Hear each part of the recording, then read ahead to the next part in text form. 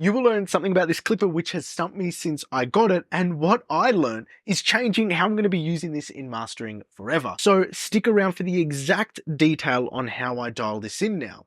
But first, how did I actually start using it? I started using this clipper as a pre-limiting stage to tame off peaks before my main limiter.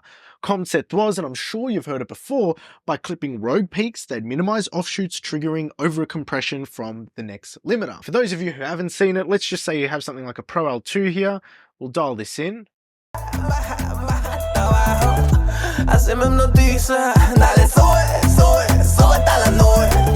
You see all those big peaks it's dipping? Now let's just add the clipper into the equation and dial that back down.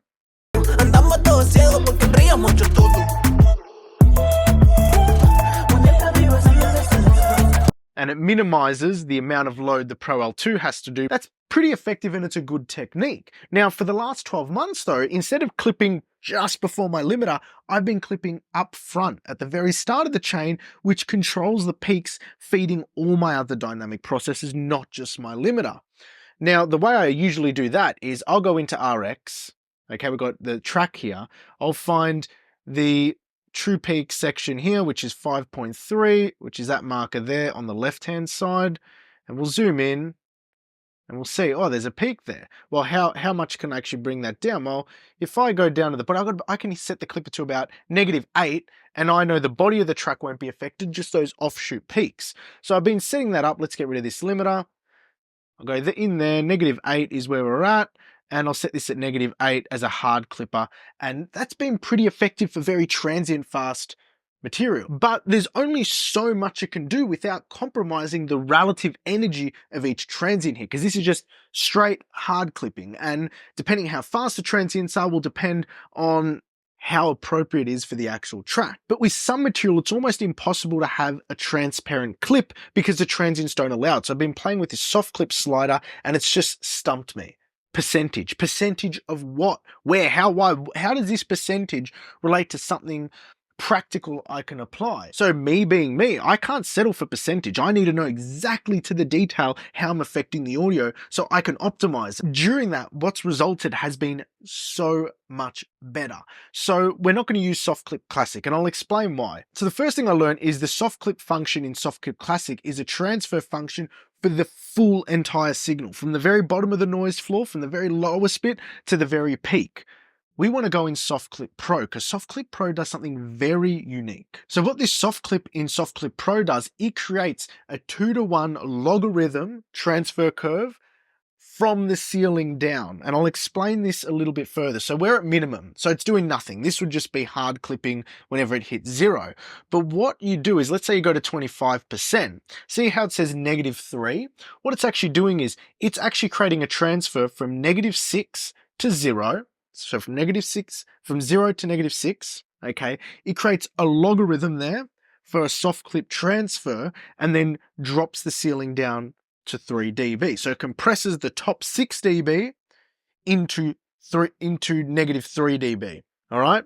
And so it's always 2-to-1. So if you go -50, you can see -6 there, okay? So it's taking that top 12 decibels of information and creating a logarithmic curve to -6. Now, why is this important? Now, this is what's really astounded me, is the way you can use this to dial in. So now to set it up, instead of going to here, -5.6, I'm actually going down to the body of the track, and the body of the track sort of finishes at around 9.6 here.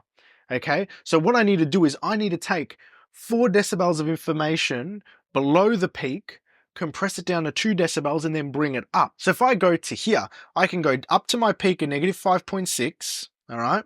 Then with this transfer, go down to 7.6 because that's 2 below it, which means it's taking the top 4, compressing it down to 2. So what you can see here, instead of hard clipping that information down here, it will actually boost everything below it and softly roll it into the ceiling, which in my mind is a really good solution. Now here's the big kicker. You've got all this information. How does it sound? Well, I'll show you the results here in Audio Editor and then we'll have a listen. This is typically how I would hard clip a track, okay? All the peaks, hard clipped, everything underneath not touched. With the soft clipper, it actually brings out some of that information underneath the ceiling and thickens up the sound, and you'll hear this in the AB. And then I did an extreme version where I did hard clipping extreme, which is there, and then soft clipping extreme. And what's funny is there was more headroom on the soft clipper after the fact than there was the hard clipper. So what we're going to do is we're going to have a listen to each of these with the settings up on the screen so you can see and also listen to the difference between the two. Así me hipnotiza, dale sube, sube, sube hasta la nube. Quiero verte bailar, dale baja, baja, baja hasta abajo. Así me hipnotiza, dale sube, sube, sube hasta la nube. Quiero verte bailar, dale baja, baja, baja hasta abajo. Así me hipnotiza, así me hipnotiza. So you can hear it. There's just a little bit more definition there to the transients. And just so we know, when I set these up, I actually set them up so the soft clipper at the top, the hard clipper at the bottom, the transfer curves matched up into the ceiling. So we've got a like for like apples here in terms of overall clipping that's going on. Now let's listen to these settings extreme. So what we're doing here is instead of it being -4 decibels off the ceiling or the clipper's ceiling being compressed down to -2 decibels of dynamic range, we've got the top 8 decibels below the clipper being pulled down to 4 decibels of dynamic range with that logarithmic transfer curve. You can see the transfer curve here actually, if you want to see how it's operating and the two differences between them. And let's take a listen because this is where things get really interesting. Así me hipnotiza, dale sube, sube, sube hasta la nube.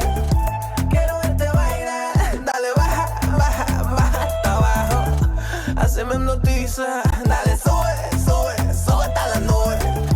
Quiero verte bailar, dale baja, baja, baja hasta abajo. Así me hipnotiza. You can hear it, the definition, especially on the downbeat of the one with the kick drum.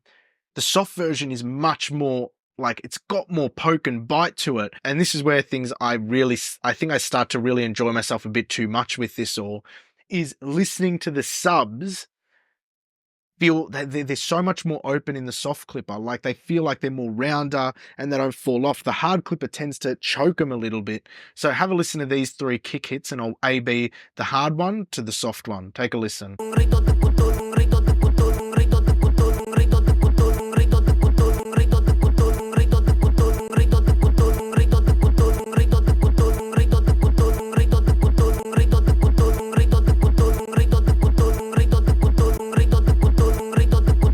So this has transformed the way I'm going to be setting up my clipper. I find my peak level, -5.3 on that left channel there. I'll go over to my session. I'll get a clipper. That will go to 5.3. I don't know what is that, 5.6, but 5.3. And then I'll go, well, what's the difference between there and where the body of the instrumentation is? Oh, it's -10 or negative whatnot below it, or that in that instance, -5 decibels below it. So what I'm looking to track here is, we start there, a soft clip saturated that is a 2.5 decibel full transfer curve. That means it's -5 down to 2.5. And then I just bring that down to the ceiling. And that's how I'm going to start my clipping setup process, because it gives me so much more flexibility moving into the ceiling rather than just hard clipping everything. It adds a lot of depth and keeps the dynamics of the masters in a really nice way.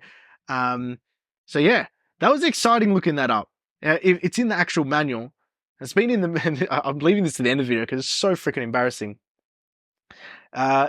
This Soft Clip Pro transfer function, the detail to it, isn't a secret. It's been in the manual since the plugin was released. I didn't read the manual, and I've just been using the hard clip because I have no clue what the fucking percentage bar does. Now I do, so I thought I'd share it with you. That's a little bit funny for me because I usually read the manuals to everything. This one I don't happen to read. I don't understand it. But now I do, and this is how I'm using it, and it's a big game changer for me. I've been using it actually probably for the last 2 days, literally, today and Friday. Today's Monday, but the last 2 days I've been in the studio. I was doing an album this morning, pretty much everything I was setting up at the start with this process, and everything is coming out beautifully well. Anyway, I'll leave that with you there, a bit of a laugh, and until next time, take care.